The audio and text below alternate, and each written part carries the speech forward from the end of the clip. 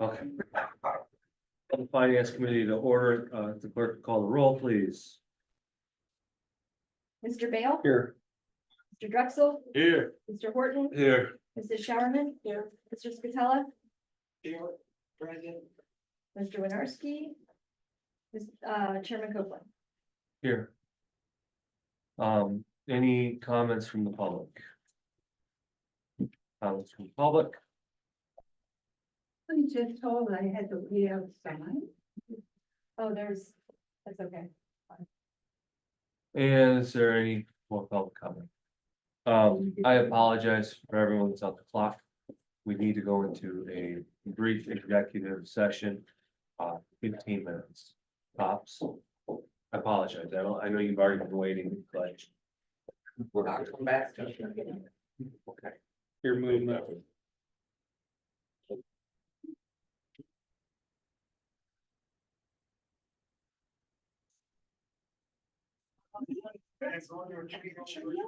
Okay, Terry, Peter. happy birthday. to you. your Hey, ancestors. Terry.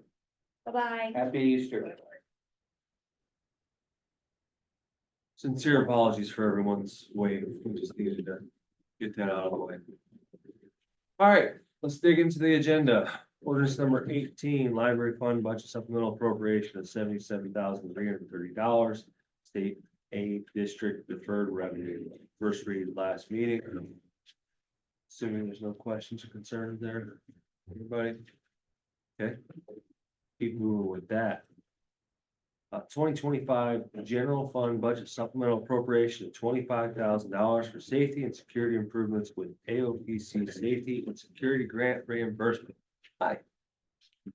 So I've come before council, I think 5 years in a row with this funding. It's the same funding that we've received over the last 5 years, but there is one procedural change I wanted to make the council aware of. AOPC used to offer an MDJ grant and a common police grant annually.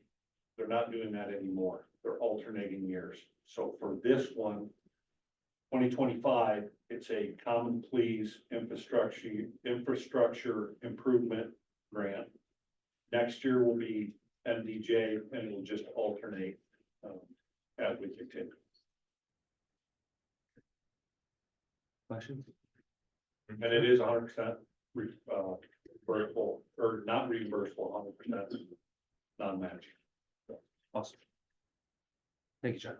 You bet. Appreciate it. Okay, and number 3, amendment to ordinance number 9, 2025. It's an amendment to Pleasant Ridge credit line. That's correct. My name is Pat Kennedy, for those who don't know me. I'm here for Mr. Walker tonight. About a month ago, council approved a 3-year, $700,000 per year credit line. DCED will only approve 2 years at $700,000 each year. So we're just here to amend. We're requesting the amendment of the time frame from 3 years to 2 years. Everything else would remain the same.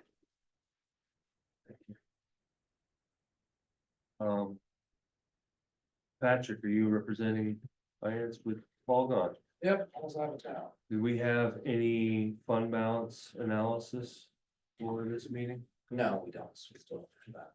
So I went back and reviewed the last 4 prior years.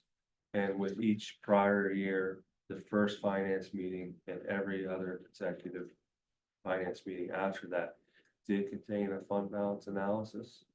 And this year, I believe we were told that it was because the audit was not completed yet.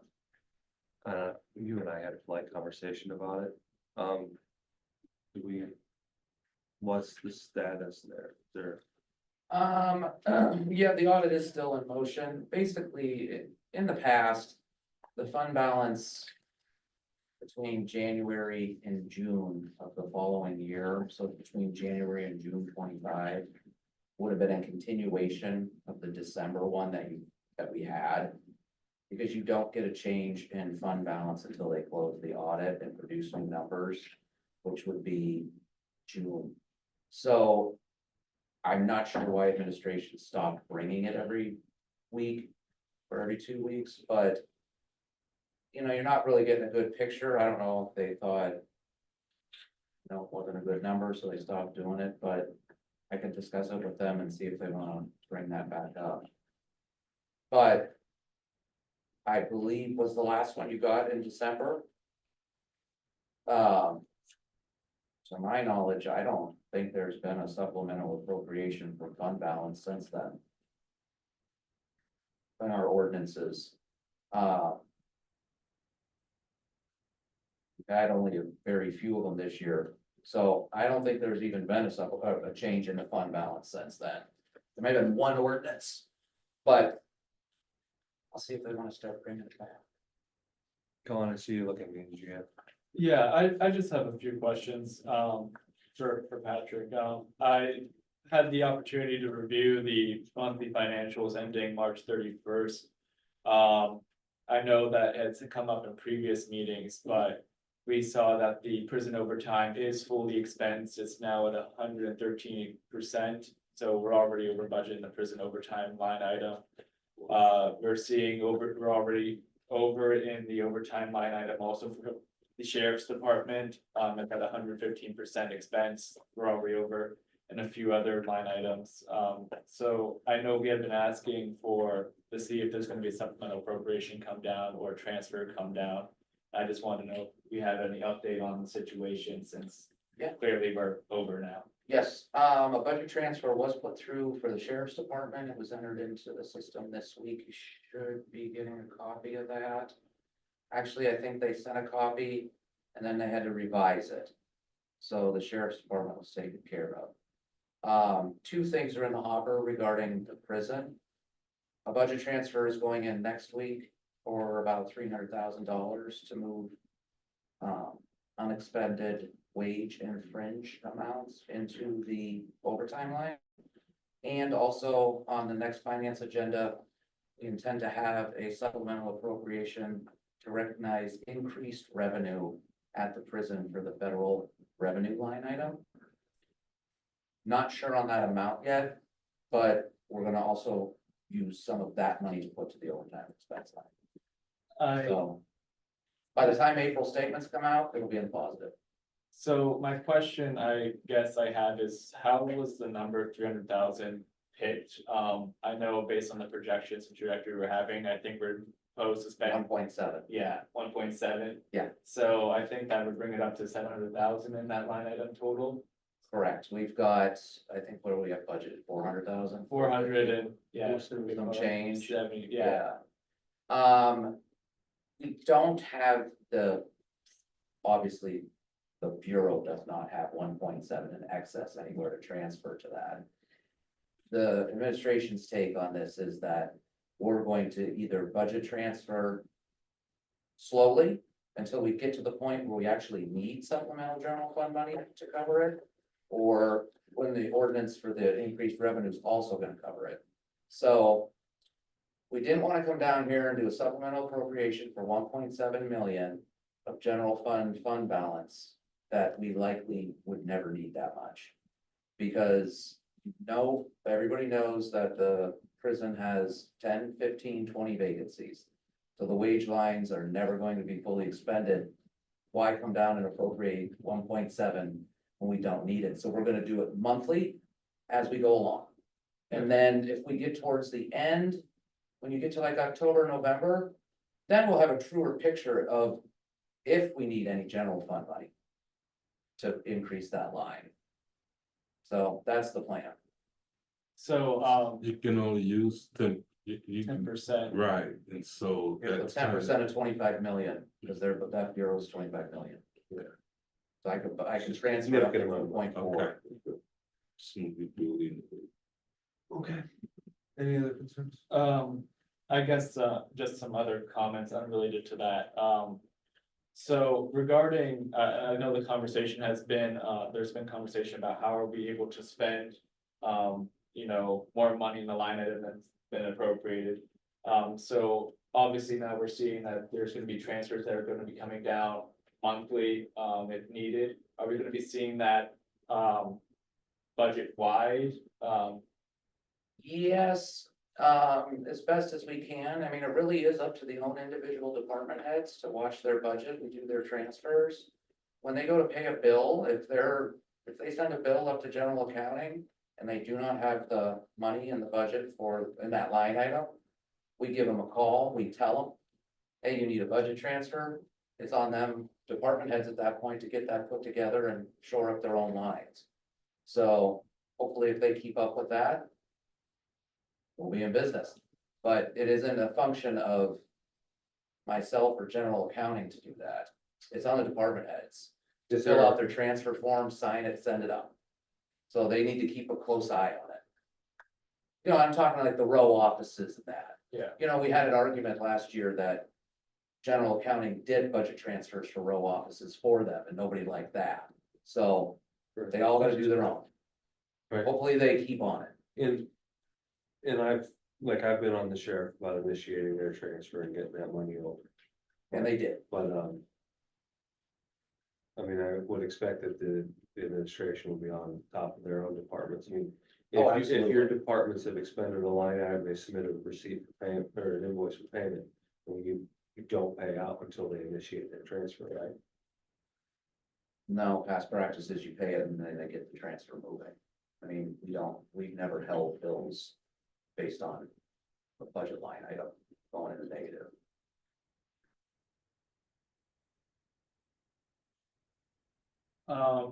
And that's all the questions I have for you at the moment, Patrick. Just another housekeeping thing, though. I did send an email out to council. I'm not sure if you had all gotten the chance to read it, but it was just some recommendations going forward on regarding some of the budgetary issues that we're seeing regarding the 2024 budget and the 2025 budget. I did have the opportunity to speak to Brian, one of the auditors that the council has decided to, you know, have that continuance or in the audit. And I had the opportunity to discuss some of the concerns that we're seeing, specifically also within the 2025 budget regarding what the budget is, the tax rate, and some of the issues with regarding, you know, overspending line items and some of the report that the controller had sent down. Through that conversation, he's said he would like to come in and maybe talk just to some points of the 2025 budget and speak to what we could see as issues going into an audit, and what the audit report would look like for any auditor on the 2025 budget and the 2024. One of those concerns, he didn't want to say definitively, but based on our conversation, he said that there's a possibility that there would be a material weakness that would be put on the audit report.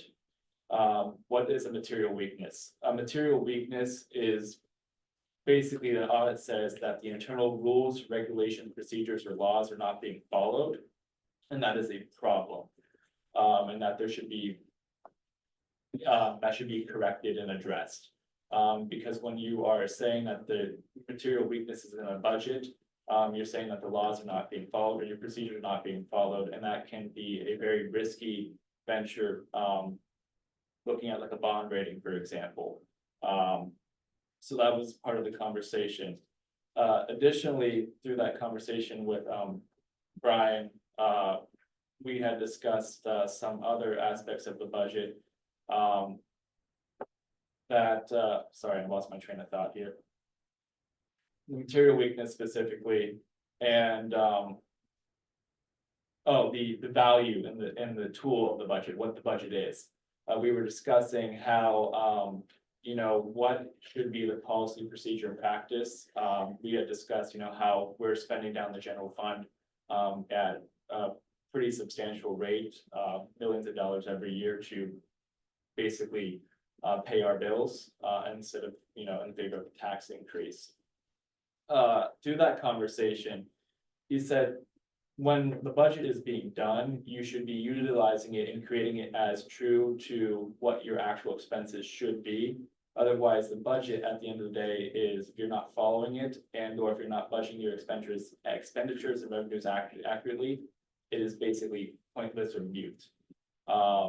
Because then what is the point of the budget if you're not utilizing it to show an accurate representation of what your true bills are gonna be? And he had raised that as a concern as well. So I'm not sure what council would like to do, but he did say he would like to come and talk about, at least going into the 2025, he'd be willing to do, talking about what that looks like for the 2025 audit, even if he doesn't conduct it himself.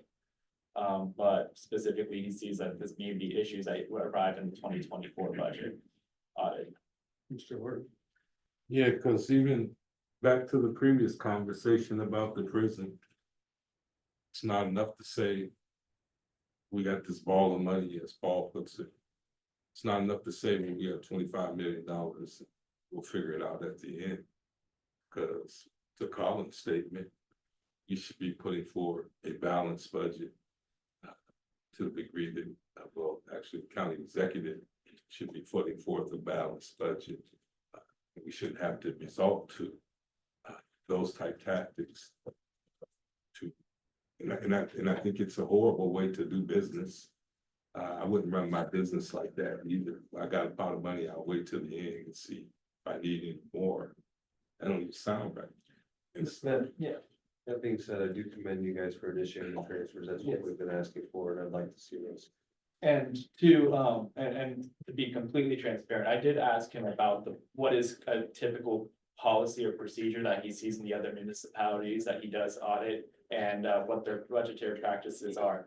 He said there are very small municipalities that do make transfers at the end of the year and everything wash out. But he said for a county of our size, especially if we are aware of these expenditures in the middle of the year, that we should be making those transfers in the middle of the year and initiating that. And that would be what you would see as standard and what has comparable to a county of our size. There's no way there should be a $2 million damn overtime expense last year and you don't put money in it this year. So that's, You don't put nearly, and you know it's gonna belly up before you even go there. That's not a budget. It's not a forecast. that's all I have to say on my report for now. Thank you.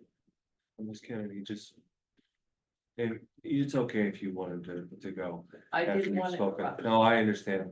I have been in these meetings long enough to know. No, I don't want to interrupt. I Nor do I want you to have a question as I walk out this. understand. One last question, Pat. Thank you so Good much. seeing you. Good to see you. Did you had another point that you wanted to? Yeah, and if I could just add another tidbit of information, the audit is in full swing and, I kind of wanted to bring up to you guys. Were you guys copied? Well, I know Terry was copied on the letter from Quinn Law Firm that was sent by Pleasant Ridge Manor, detailing out a plan of what they intend or what they're offering to do for the money they owe the county. That was the letter from George. correct? Letter from George, yes. I remember that. You guys, I didn't know if you guys have had any discussions, talks, thoughts. Ever since the letter came, no, I haven't heard a peep about it from administration or you guys. And the auditors, specifically Brian, is questioning what the county intends to do because they won't be able to close the audit until something just is decided one way or the other.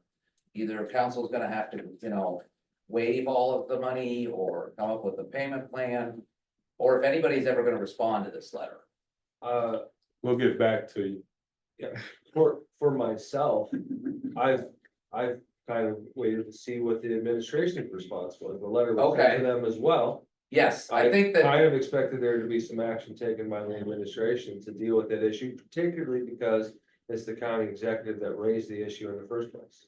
correct, I think we've kind of been. Each side, administration and council has been waiting for the other to maybe respond to this, but And we'll council get as, back to them.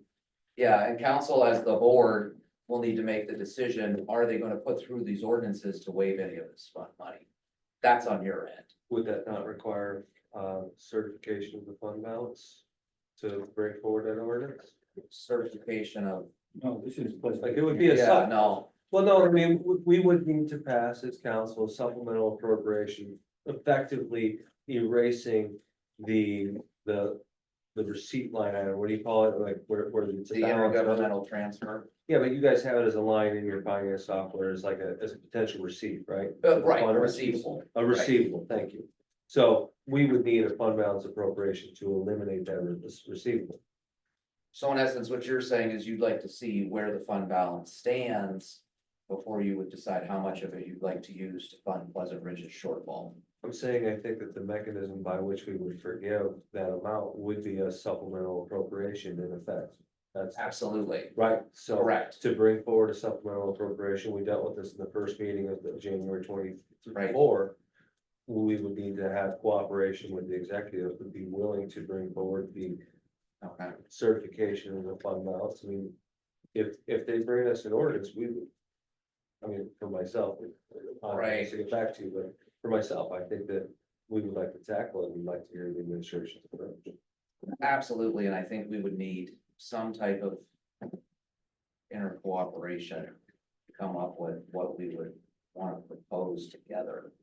I mean, you guys are the board of Pleasant Ridge, and you're gonna vote on what to waive. I don't know if there's a conflict there, or, do we, what administration would throw us out of the gate, they all of it back, and we're not waiving any of it. That, it's kind of a, where are we?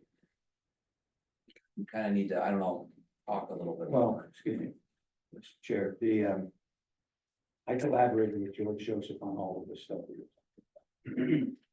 And he came up with a proposal, which would require, an ordinance ultimately from council Right, that, would address the shortcomings, however, either shortcomings or the, money that they did not receive over the last 3 years. And council would effectively, waive, for 3 years in a row, the amounts of, well, the county would, and the executive of the county would waive the amounts that it believes are due it, or were due it for 3 years in a row. introduced by council. Well, yeah, I mean, the count, of course, yeah, and so council would adopt that waiver from the county executive. And it would be in the ordinance, but I think that all you have to do is compare an ordinance. Council, that's So not as a supplemental appropriation, just an ordinance to waive those receivables. right. Right. And I assumed that he would, and then he would sign it, I'm assuming. How about if I'll put one together, really based on what George and I had agreed on as the best, most functional way to resolve this problem without anybody spending any money. That's So that's what what we have to do. that we could maybe solve this issue amongst ourselves for once. Try to figure out where we need to be. And the auditors are relying on us to do that. That's fine. I mean, just one more quick update. The current amount owed is $11,983,516. That's as of today. They did send a $2 million payment on April 3rd to get it down to that balance. Just for reference, in 2025, we're to transfer $9.9 more million. You're looking at $20 million in 2 years, we wouldn't have a fund balance left, so. It's gonna have to get addressed, and we're gonna have to come up with something. We can't wait 20 million. But I just wanted you to know what the figures were. You're talking about the transfers to Pleasant Ridge? Yeah. Right. I don't think that George and I came to that amount. It's far Right. short of that. No, you guys came to that amount. His letter specifically came to.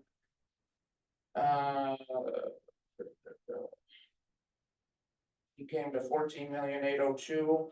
They've since sent 7 million. And then we made another payment. I mean, I can tell you specifically. The current amount owed for 23 and 24 is 11.9 million. And I'm just saying in 25, we're scheduled to send 9.94 to Pleasant Ridge. Well, we have to check those numbers because we can't count on the numbers from the administration. Or anything as evidenced by our 3 budgets, but it's really Absolutely. refreshing. That someone from the administration would come and provide some numbers. Yeah, Instead of getting back to us. sure. Yeah, it was just, it's been on my mind. It gives me some sleepless nights knowing that, there's some $20 million out there. that I don't we lose a. Don't know. I don't lose a week. I do. So just, at the end of 25. If There's a no couple- money comes back, that's As you know, what there's a couple of reasons for that. many, I mean, that account was fine before this administration. The county wasn't paying Pleasant Ridge Manor anything for years until. right, usually about 2020, 750,000. 1 or 2022. And it went out of whack for a few reasons. One, that figure doesn't account for the money that the Pleasant Ridge is supposed to be getting soon from the state government. And also throughout, at the end of the year, which should reduce that. And If they give it back to us, the other issue is that every time Pleasant Ridge is asked for money in its budget, the administration is not accommodated. And for example, the last budget, Pleasant Ridge asked for about $2,300,000. and I got 750,000, And they got 500. oh, 500, right, And that happened the last few years, and so that money adds up.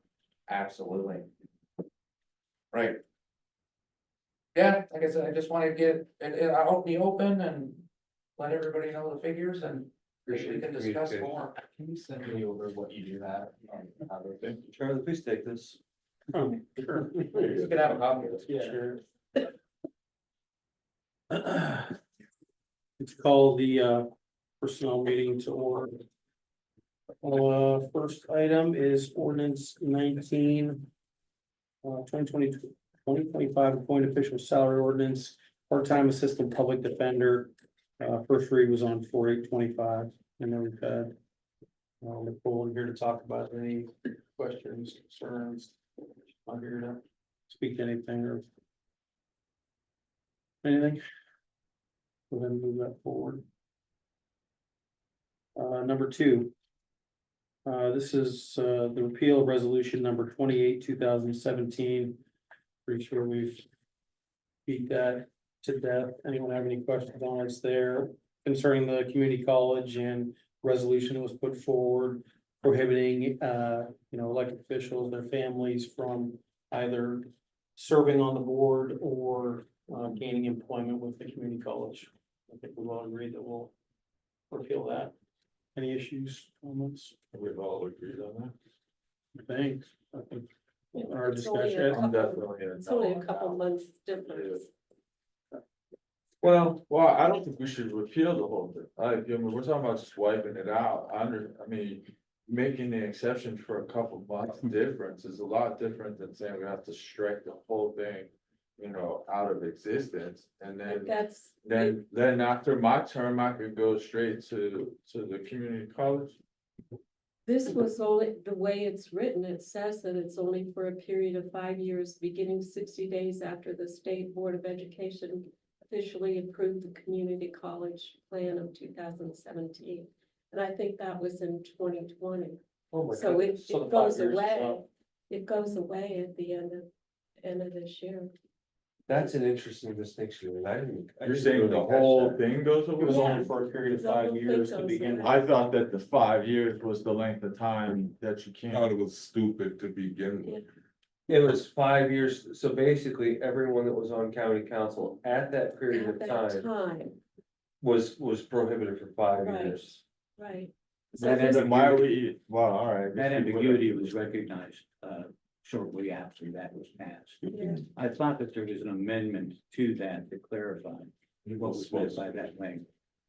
But it is just as you interpreted it, could be interpreted both ways, so. So this whole thing goes away in a couple of months anyway, we're just stopping it a couple months early. Alright, that's a little bit different. And if that's the case, we're either going to comply with it now, or we're going to repeal it. Okay, If we don't repeal it, we shouldn't comply with it. I mean, we should not appoint 2 months, 2 weeks, 2 hours. All of, you know, which I don't have I, from day one, I thought it was stupid, and so Chris doesn't want to totally repeal it. Yeah, So leave This it is different table. now with the 5 years. So it's leave it different take- now with the 5 years, like, it was really intended just for that. That council that was happening now, like, the idea that I could serve on this council and step So into can we a position repeal like it? that immediately. I think you have to wait 1 year. You gotta wait a year, Because the and rest that's of what I'm it saying, to is- take So this can we away, I thought we repeal? were taking all that away. Yeah, no, I got you. So can we repeal That's why it's on the it, or agenda it, for yeah, because if we don't appeal third it, item. then it should be a no vote. on it. That moves right to number 3, which is possible appointment of Carl Anderson to the Erie County Community College Board of Trustees. That was for the resignation of Dr. Charles Mock. So depending on what we do with number 2 will impact. Ooh, I mean, it Three. sounds like So- you got. Can we get a straw poll? Yeah. Or anybody have a stomach to repeal it? Or I'll read Yeah, forward. we can repeal, I'm fine with repealing it. let's repeal it. Tom, can you prepare something? It's in there. It's in there. Oh, okay, Yeah, it's ready to great. go. Okay, we're good. So, about the appointment. And I very rarely ever wanna speak against anyone's appointment, I'm actually really bummed Jim's not here. There had been concerns raised about being on the Community College Foundation Board, which raises money for the community foundation, for the community college, right? And also being a member of the board, for the community college. And the concern has been raised by their board about that conflict of interest, that they are uncomfortable Is with that- that The college. as a consensus. The college is uncomfortable. The board, the current board of trustees or whatever. That they have some discomfort with that. I'd be uncomfortable with that as well. And it was politely suggested to me that they, at this point in time, seeking their accreditation, are really conscious of wanting people that are education adjacent and aware of those processes, to give them the most strength through their accreditation. Just wanted to put those concerns out there since they were raised. I'm sorry. If he serves on the foundation board, then I'm a firm no vote, and I don't think that him or anyone else should serve on both entities. I think it presents a unique set of problems that are too lengthy to go into. And where is Jim? He's traveling. Is he available for conversation? Not. this He'll be here minute. Tuesday. I don't mean this minute. Yeah, I think he doesn't say anything about not being here Tuesday. I think we can, Have and him- I'll reach out to him and Or I have can him talk voice to the him. concerns, yeah, and see, I mean, maybe he, Instead of Is the he nervous? embarrassment of voting it Right. down, we should Yes. probably just remove it. Right. I will talk to him. And convey the conversation to him directly. Other than that, he'd be in unique company. Be him and only him and Brenton refused. Yeah, Hey, to well, I see clarify, at the table. I was not given that kind of feedback till the late hours of last night. Otherwise, I'd be talking with Jim too. Yeah, have Jim talk We to should- Carl yeah. and see if they'll sit And- down. Yeah. And you don't know how strong I feel about that, is that there's someone on the foundation already, and I didn't know, and their husband, I was going to appoint them to the community college, but when I found out, I was like, no, that's incongruent, that shouldn't be. And they were husband and wife. Congress should be sensitive to that too. Yeah. You should know that. And it's Carl, he knows.